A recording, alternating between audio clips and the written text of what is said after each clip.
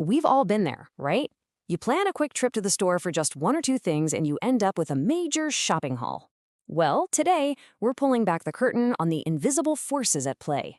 How the very architecture of a store is designed to make you spend way more than you ever intended. Does this look familiar? I mean, seriously. You walk in for just the essentials, like milk, but you leave an hour later with a cart that's totally full, a wallet that's a lot lighter, and this one big question bouncing around in your head. What? What just happened? Here is the most important thing I want you to get from this. This isn't some failure of your willpower. It's not on you. You've simply walked into a very carefully engineered environment that's designed to guide your behavior and, well, open your wallet. You're being played, and it's about time we all learn the rules of the game. So, how do they do it? Let's dive in and uncover some of their dirty secrets. These are the specific, sneaky tactics stores use to flip your habits from saving to spending. It all starts the moment you walk through the door, with something so common you probably never even give it a second thought, the shopping cart. But trust me, its size is no accident. The psychology here is it's brilliant. Giant retailers are absolute masters of this. See, when the container is huge, your first few items look kind of lonely and insignificant in there. Your brain gets this subtle little nudge that says, hey, you need to fill this thing up more. And suddenly it's so much easier to justify adding things you never ever planned to buy. Okay, next up is the layout of the store itself. If you've ever felt totally lost just looking for a specific item, that confusion is often intentional. It's not bad design. It's a very, very effective strategy. By leaving out clear signs, they basically force you to wander. And as you're searching, you pass thousands of other products. You discover sales and new items that were definitely not on your list. The more time you spend lost in their maze, the more your final bill just keeps climbing.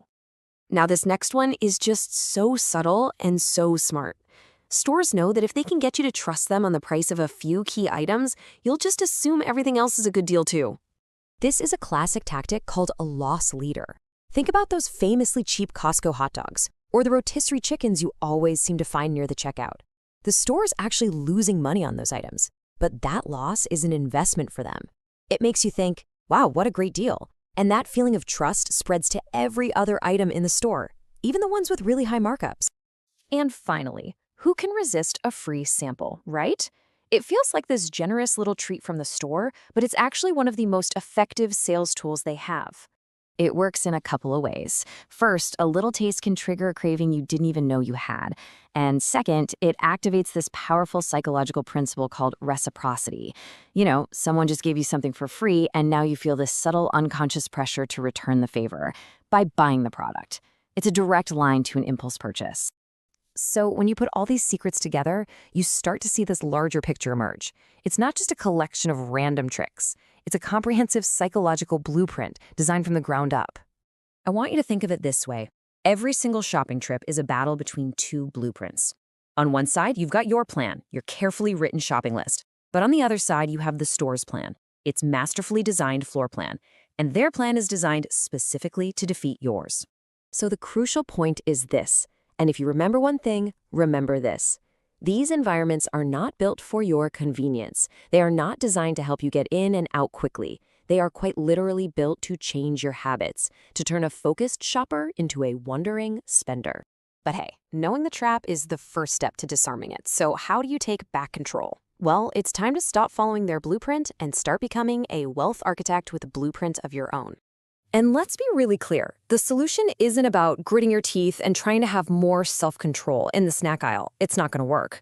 The real power comes from awareness, from seeing the oversized carts, the confusing layouts, and the loss leaders for what they truly are, tools of the trade.